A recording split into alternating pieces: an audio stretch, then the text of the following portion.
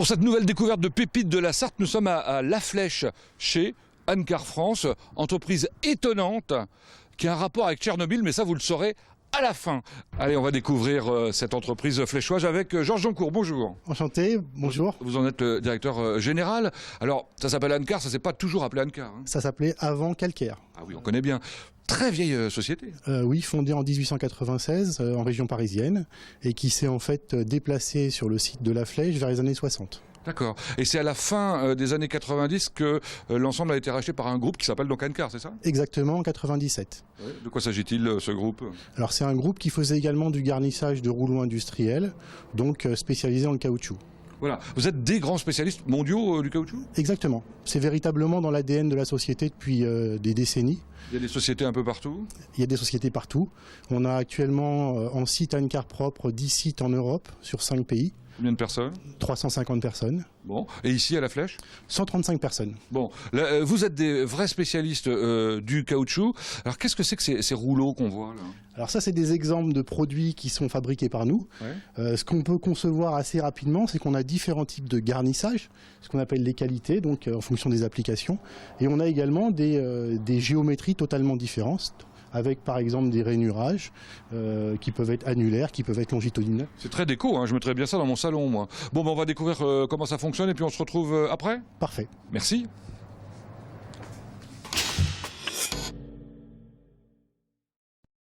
Allez, nous voici à l'intérieur de l'usine qu'on va pouvoir découvrir. Ça tombe bien avec Dominique Michaud, bonjour. Bonjour. Vous êtes le directeur de production, vous arrivez de la réception. C'est quoi là? C'est là où les rouleaux des clients arrivent. Oui. Et puis on regarde avec les commandes si ça correspond bien aux travaux prévus. Et alors, ça correspond toujours? Pas toujours, et il faut qu'on avertisse le client qu'il y a des travaux supplémentaires et on essaie de lui vendre le supplément. J'imagine. Bon, alors des bâtiments impressionnants. C'est quoi, ça représente quoi? Il y a 13 000 m² couverts avec 3 travées plus un atelier de papeterie. Combien de personnes? On est 90 personnes titulaires plus une dizaine d'intérimaires qui travaillent en 1-8, 2-8 ou 3-8 selon les machines et selon les ateliers. Et tout ça pour deux fonctions, deux métiers? Deux activités principales, oui, le garnissage de rouleaux et les pièces techniques. Donc garnissage de rouleaux de toute petite taille jusqu'à des longueurs de 12 mètres, des diamètres de 2,40 m. Je sais que vous avez battu des records l'année dernière. Hein. Oui, avec un rouleau de 12 mètres 150 exactement. En effet. Et puis les pièces techniques aussi? Et les pièces techniques aussi, avec des très grands joints de 35 mètres de long, puisqu'on a ce qu'il faut pour les cuire dans cette longueur-là. Voire plus, on parlera de Tchernobyl dans un instant. Donc tout ça c'est organisé comment? Ça commence par une première étape qui est le mélange. Oui, alors effectivement, on a deux mélangeurs pour fabriquer nous-mêmes les caoutchoucs. Et on fait à peu près 600 tonnes de caoutchouc par an. D'accord. On a aussi un autre matériau qui est le polyuréthane, où on produit 120 tonnes par an de polyuréthane. C'est un autre matériau pour couvrir les rouleaux. C'est une autre partie de l'usine. Celle-ci où on est là, on fait quoi? On dégarnit, c'est ça? Ici, on dégarnit les rouleaux, on les regarnit avec du caoutchouc neuf et on les usine derrière pour leur donner l'état de surface définitif. Alors, ce qu'on va découvrir également, c'est la papeterie, parce que c'est une activité un peu à part. Vous parliez d'énormes rouleaux tout à l'heure. C'est l'une des caractéristiques de la papeterie. Oui, c'est surtout des rouleaux qui sont très longs et avec des revêtements particuliers, plus durs que les autres, avec des finitions supérieures et qui demandent des machines spéciales. Bon, dans le même bâtiment d'ailleurs, je crois qu'il y a un peu d'activité mécanique. On fait aussi de la maintenance mécanique des rouleaux, parce que c'est dans le bâtiment papeterie, parce que c'est souvent sur les rouleaux papeterie que ça se passe. Bon, on a parlé des pièces techniques. Pour terminer, comme ça c'est complet, ça vous donnera le sommaire. On fera le labo évidemment, essentiel. Le laboratoire, oui, ça nous permet de faire du sur-mesure et il nous accompagne dans le développement des nouveaux matériaux et les processus de fabrication. Merci. Bon, on va découvrir maintenant le début du processus avec Kevin Souvray. Bonjour. Oui, bonjour. Vous êtes le responsable des mélanges, parce que pour faire du caoutchouc, il faut faire des mélanges. Exactement. Donc un mélange, c'est composé de 10 produits, à peu près 10 produits en moyenne. Oui. Donc un élastomère, des huiles, des plastifiants, et des agents vulcanisants. Et sur chacune des palettes, là, ce sont des mélanges différents. Voilà, c'est ça.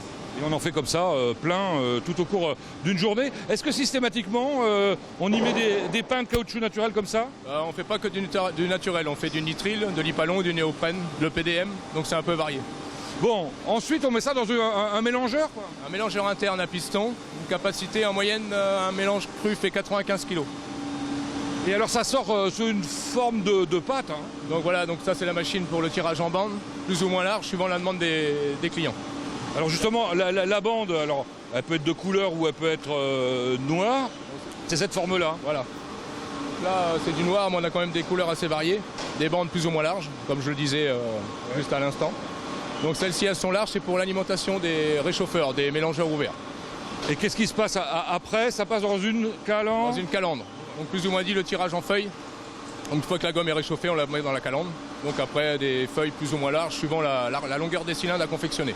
Et qu'on met les unes sur les autres pour... Voilà, et cette feuille-là, la feuille calandrée est protégée avec un intercalaire du polyane. Et ça part dans l'atelier un peu plus loin. Exactement. Alors qu'est-ce qu'on fait des rouleaux maintenant? On va le découvrir avec Gervais Compin, qui est le responsable de l'atelier dégarnissage. Bonjour monsieur. Bonjour monsieur. Alors c'est quoi le dégarnissage? Le dégarnissage, c'est enlever l'ancien revêtement pour permettre de remettre du neuf. Donc on doit avoir une surface très propre. Très propre, c'est Voilà. indispensable. Voilà, c'est tout à fait. Et alors quelle que soit la dimension? Quelle que soit la dimension du rouleau, les petits, les grands, c'est le principe est le même. Là on est dans un atelier petit rouleau et on a la même chose un peu plus Et loin. dégarnissage. Et on a la même chose de l'autre côté. Bon, vous occupez aussi de la confection et puis de la rectification et de l'usinage, mais c'est un peu plus loin? C'est de l'autre côté. Bon, on y va. Merci. Allez, monsieur Compin, on va maintenant découvrir ce que vous appelez la confection. C'est quoi la confection? La convection, donc, c'est remettre du caoutchouc sur l'axe qui était dégarni auparavant. Ah bah oui, tout simplement. Et alors il y a plusieurs méthodes pour ça. Il y a deux grandes méthodes. C'est la convection par extrusion ou la convection feuille. Là, c'est quoi ce qu'on voit là? Convection par extrusion. Le principe? Le principe, c'est donc de faire chauffer de la matière, de la comprimer et de la déposer sous forme de bande sur les cylindres. C'est combien de temps pour faire un cylindre comme celui-là? 20 minutes. D'accord. Et alors les bandes, c'est une autre méthode. C'est par feuille. Donc on enroule les feuilles sur l'axe Ensuite, c'est envoyé évidemment dans des autoclaves pour les chauffer. pour cuire la gomme, le caoutchouc. Et ensuite la rectification. C'est quoi la rectification? La rectification, c'est remettre carrément à plat, suivant la géométrie demandée, le profil demandé, les rainures, s'il y a des rainures ou pas. Ça fait des jolis jets, noirs, rouges, etc. Voilà, et on a toutes les couleurs. C'est sympathique. Mais c'est aussi là qu'on peut donner des formes, des chevrons. Voilà, c'est tout à fait. Hein. On peut faire du rainurage soit en chevron, soit en quadrillage, gaufrage. Bon. Et puis enfin, vous faites de l'usinage. C'est quoi l'usinage?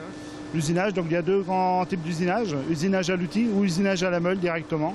Donc le principe de l'usinage à outil, c'est on vient couper comme un couteau. Et la meule, donc c'est avec une pierre. Bon. Je ne sais pas si vous aurez tout compris, mais enfin en tout cas l'essentiel. Et c'est ça le principal.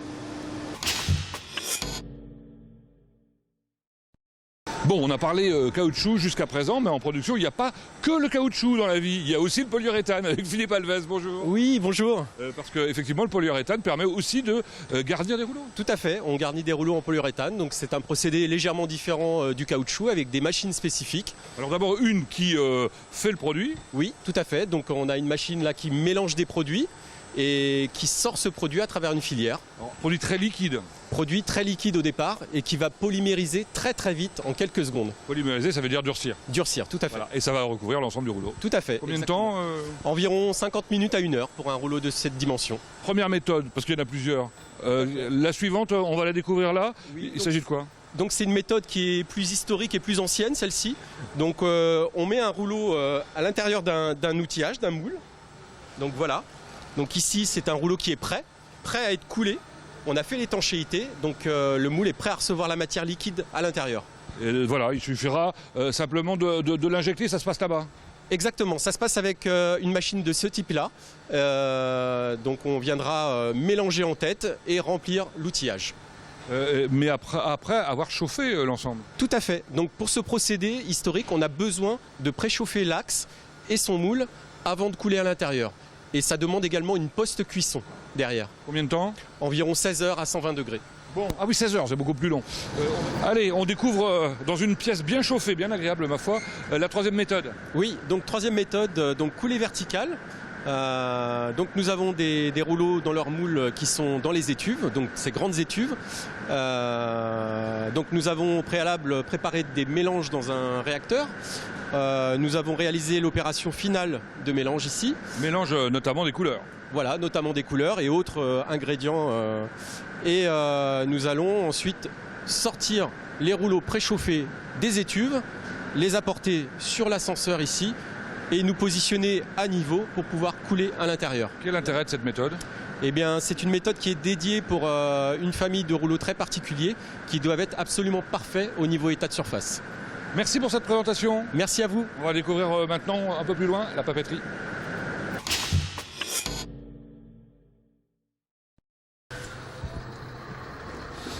Allez, on a changé de bâtiment à la découverte de HDP. Rien à voir avec Aéroport de Paris. Bonjour Stéphane. Bonjour Pascal. Alors c'est quoi HDP ? HDP, c'est donc la division papeterie de Ancar. C'est une vingtaine de personnes et c'est un process intégré. Process intégré, ça veut dire qu'on y fait tout de A à Z. Oui, voilà, on décharge les camions, on réceptionne les rouleaux, on les dégarnit, on les prépare et on les regarnit, on les rectifie. Mais il y a de vraies particularités sur le métier en matière de papeterie. C'est ce qu'on va découvrir maintenant ? Oui, bien. Allons-y. Alors, première particularité de cet atelier, c'est que vous traitez des engins, j'allais dire immenses, des rouleaux colossaux, quoi. Oui, tout à fait. Donc on a des rouleaux qui vont entre 1 et 25 tonnes en règle générale. Et donc on doit les décharger ici de façon spécifique. Et comme vous pouvez le voir, là on a des petits rouleaux là d'environ 1 tonne. Et plus loin, vous avez des rouleaux qui font environ 15 tonnes. Alors, particularité, le poids, mais aussi la longueur, ça oblige d'avoir une cabine de sablage immense. Fait, Pascal, voilà. Donc on a une grande cabine de sablage qui fait 12 mètres de long et qui travaille au corindon. Et enfin, un pont tout neuf. Ouais, magnifique. Donc un nouveau pont dit 32 tonnes, 2 fois 16 tonnes, qui nous permet d'avoir une continuité dans tout l'atelier. Bon Stéphane, on va essayer de découvrir maintenant ce qui fait la spécificité en matière de garnissage de votre métier pour la papeterie. Je vois des trous là, de quoi s'agit-il ? Oui, alors là ce sont des presses dites aspirantes avec des trous débouchants. Donc on a plusieurs centaines de milliers de trous là-dedans, dans ces deux presses. Le corps de la presse est en inox et est déjà percé. Et nous, notre rôle, c'est de refaire un revêtement par-dessus et de le contre-percer. Le matériau, c'est quoi ? Ici, c'est un polyuréthane avec une sous-couche composite. Mais vous le faites avec n'importe quel type de matériau ou pas ? Ah non, non, non. Dans ce cadre-là, on n'utilisera que des polyuréthanes ou des caoutchoucs.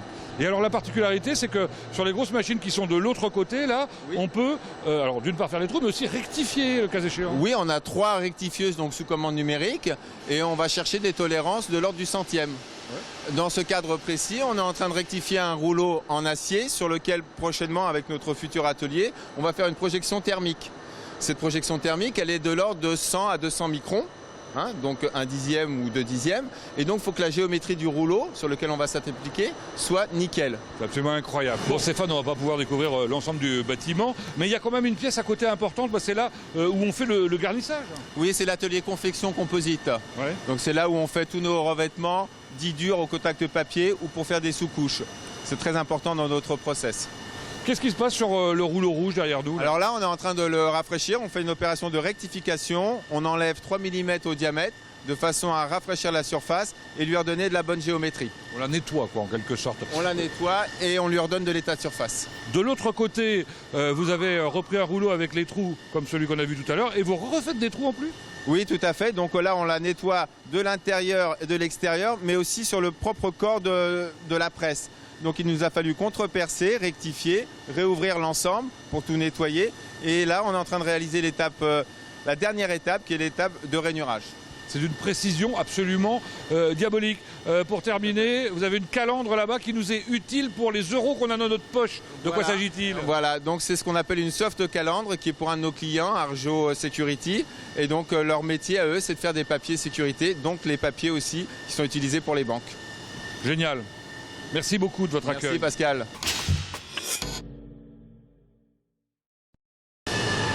Donc on va découvrir l'atelier mécanique maintenant avec Jean-Noël Pêcheux qui en est le responsable. Bonjour Monsieur Pêcheux. Oui, bonjour. Combien de personnes travaillent sur cet atelier ? 5 personnes. C'est quoi le principe Le principe, nous recevons des rouleaux des clients et notre charge c'est de les remettre en état.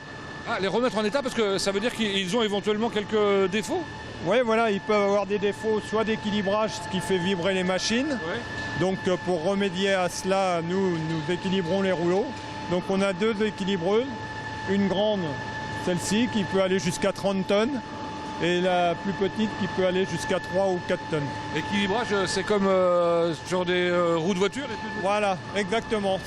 On remet des masses pour compenser de manière à ce que le rouleau tourne vraiment dans de bonnes conditions. Qu'est-ce qu'on fait sur ce poste-là?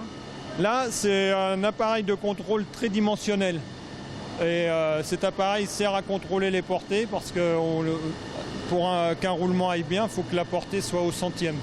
Donc on contrôle le diamètre de la portée. Donc c'est ce qui s'appelle de la mécanique de précision. Et enfin la dernière engin, la dernière machine? Là c'est un tour, sur ce tour on refait les portées, on les remet on les reconditionne.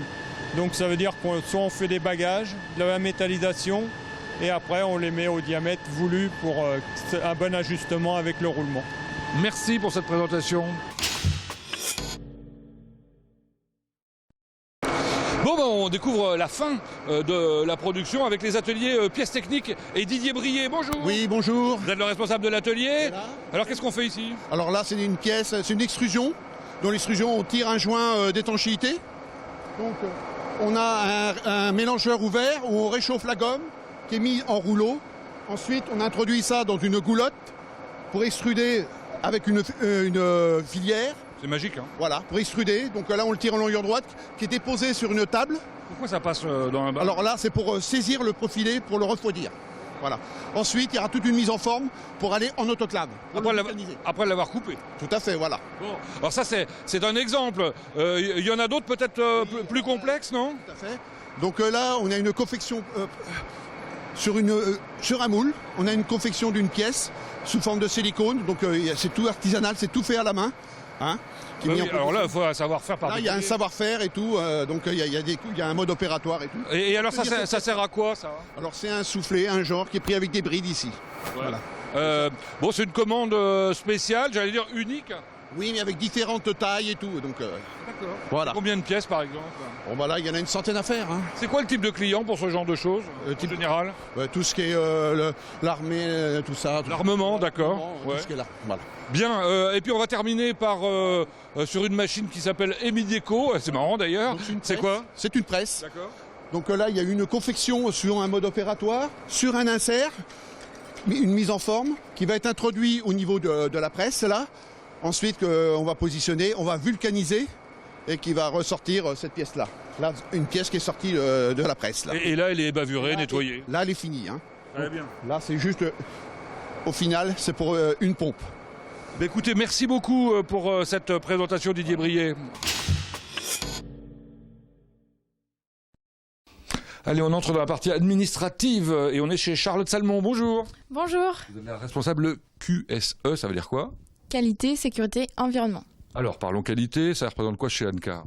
Donc, l'entreprise est certifiée ISO 9001. Donc, c'est un système de management avec une démarche d'amélioration continue. C'est évidemment indispensable, ne serait-ce que pour offrir un bon service pour un client. Exactement.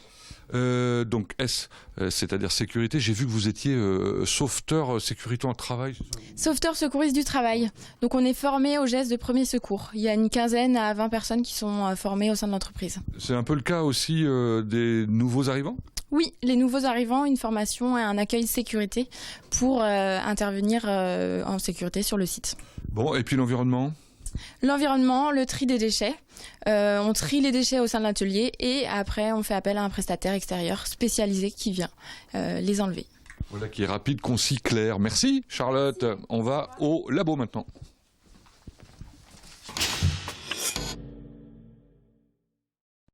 Alors pénétrons maintenant, avant de terminer, dans le cœur nucléaire de la société avec Jérôme Maurice. Bonjour. Bonjour Pascal. Vous êtes le responsable du laboratoire de chez Ancar. C'est le laboratoire central, ça on peut dire? Oui, c'est ça, pour le groupe Anecard. Donc ça représente une dizaine de personnes. Et c'est ici qu'on assure l'innovation pour l'ensemble du groupe.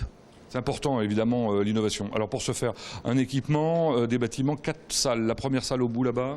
Donc ça, c'est la salle chimie qui concerne le polyuréthane et le composite, où on doit faire des dosages très précis pour s'assurer des bonnes proportions, pour avoir les meilleures propriétés du produit final client.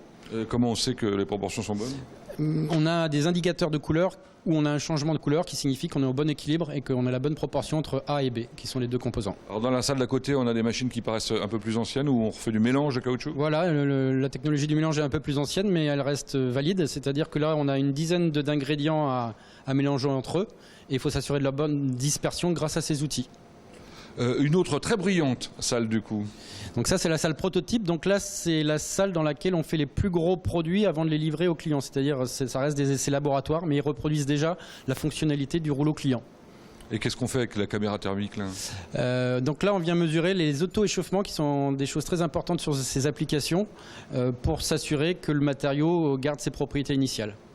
Bon, venons maintenant dans ce laboratoire avec, je crois, Clément. Hein. Qu'est-ce que fait Clément sur son ordinateur ? Donc Clément, là, il s'assure de la bonne pose d'un revêtement métallique sur un autre et de la bonne cohésion entre ces deux interfaces, à savoir qu'il faut qu'on évite les porosités. Ceci à partir d'un microscope, bien évidemment. Je suis curieux, donc je regarde partout, il y a une vitrine magnifique, très colorée. C'est quoi ça ? Oui, en parlant de couleurs, donc en effet, dans les différents ingrédients d'une recette caoutchouc, on peut avoir des colorants. Celui-ci, il est jaune. Mais on a aussi tout type d'ingrédients pour avoir les propriétés, des plastifiants, ce qu'on appelle des plastifiants, ou le cœur de la recette, souvent le caoutchouc, et en l'occurrence, celui que je vous montre là, c'est du caoutchouc naturel, donc qui est bien connu dans le monde entier. Bon, puis quelques produits finis, des pièces top secret qu'on ne peut pas montrer. Notre opératrice prépare une expérience. Oui, donc Stéphanie est en train de faire ce qu'on appelle un test de traction. Donc là, on va solliciter les limites du matériau. Donc on va aller jusqu'à sa rupture. Là, on voit l'éprouvettes qui s'étirent et on va venir mesurer des propriétés qui s'appellent les modules, les résistances à la rupture et l'allongement à la rupture. Et ça va permettre de savoir sur quelle application client on va pouvoir proposer ce matériau. Et non, vous ne verrez pas la rupture. Pour terminer, on va regarder la dernière expérience. Donc là, on est sur ce qu'on appelle un réomètre qui permet de mesurer la mise en œuvre d'un mélange. Donc ça, c'est pour les étapes de process de production, pour s'assurer que tout est conforme, puisqu'on fait du développement, mais on assure aussi la régularité des productions de chaque jour. Alors ça aussi, c'est relié à un ordinateur, évidemment. Exactement, c'est l'extraction des données pour pouvoir les exploiter de façon scientifique. Merci Jérôme Maurice pour cette présentation du laboratoire. On s'en va maintenant du côté du service commercial. Merci.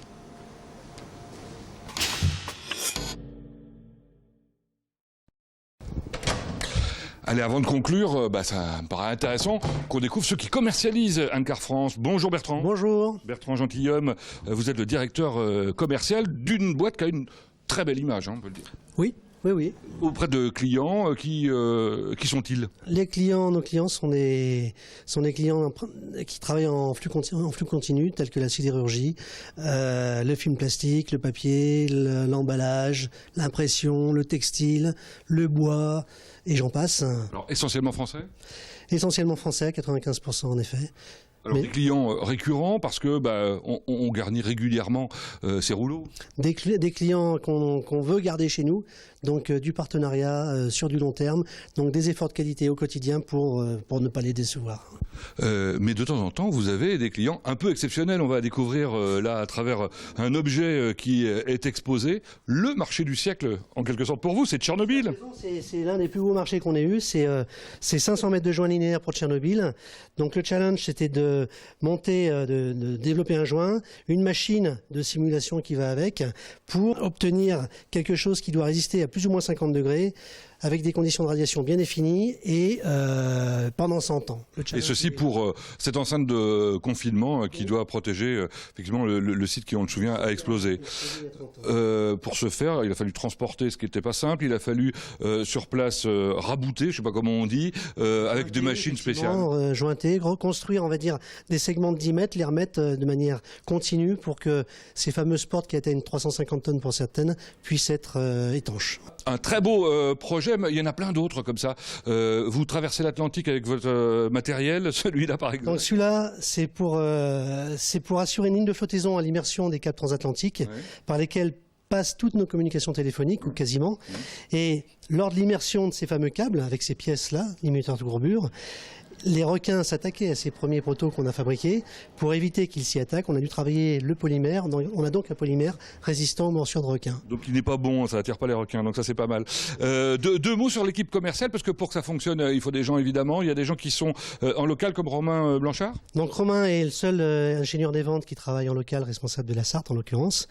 On a également dans l'équipe en itinérant des personnes en France. On en a 7 sur la France. Pour l'industrie papetière, on en a un en Russie, un en Espagne et un en Italie. Quand même. Et puis une équipe ici aussi. Une équipe bien entendu commerciale interne qui assure l'interface entre le client, l'ingénieur des ventes, la production et la logistique. Bon, pour terminer, avant la vraie conclusion, un petit slogan. Slogan, c'est Passion pour la performance, qui est le slogan de la société Ancar. Très bien. Et en anglais? Passion for performance. C'est pas trop compliqué. Merci Bertrand. Eh bien, on termine avec celui avec qui on a commencé évidemment, Georges Joncourt. Merci de nous avoir accueillis pour visiter cette usine, étonnante. Hein. 2 mots sur les chiffres, ça représente quoi comme chiffre d'affaires? Le chiffre d'affaires est d'environ 20 millions par an. Ouais. Et puis on a une croissance qui est de plusieurs points, on va dire chaque année, 5-6 points. La R&D n'y est pas pour rien, la recherche et développement j'imagine? Non, très clairement c'est dans l'ADN du groupe, on dépense environ 5 à 6% du chiffre d'affaires en dépenses R&D chaque année. Notre PDG est un docteur en chimie et en fait c'est véritablement un point extrêmement important pour nous, associé également avec la technicité de nos commerciaux. Je sais que vous faites pas mal d'investissements, il y a quelque chose qu'on n'a pas vu parce que c'était à l'extérieur, une extension du bâtiment. Hein. Effectivement, on a un bâtiment d'environ 1100 mètres carrés qui est en train de voir le jour, qui devrait être terminé dans les prochaines semaines et dans lequel on va être capable de développer une nouvelle activité également, qui est une activité de projection thermique sur des rouleaux. Donc l'idée c'est de venir conférer à des rouleaux une petite pellicule de carbure qui va donner des résistances mécaniques totalement ou chimiques complètement différentes. Vous êtes en train de me dire que pour le bassin d'emploi de la Flèche, il y a des choses intéressantes qui se passent parce que par ailleurs je crois savoir qu'à cause de la pyramide des âges vous êtes obligé d'embaucher un certain nombre de personnes, donc plus cette nouvelle activité? Effectivement, on a pas mal de salariés qui sont au-delà de 40 ans d'expérience au sein de l'entreprise qui vont nous quitter dans les prochaines semaines, les prochains mois et on est sur en fait une tendance de recrutement. Un peu complexe. Un peu complexe effectivement, puisque les profils qu'on recherche sont des métiers qui sont extrêmement peu fournis. Et généralement, ça se fait par compagnonnage, donc par des formations internes. Très bien, bah écoutez, c'est plutôt une bonne nouvelle pour terminer. Voilà, vous l'avez noté, si vous connaissez des gens qui habitent dans la région et qui cherchent du travail, il y a peut-être une possibilité chez Ancar. Merci de nous avoir accueillis encore une fois. On se retrouve prochainement pour la découverte d'une nouvelle entreprise.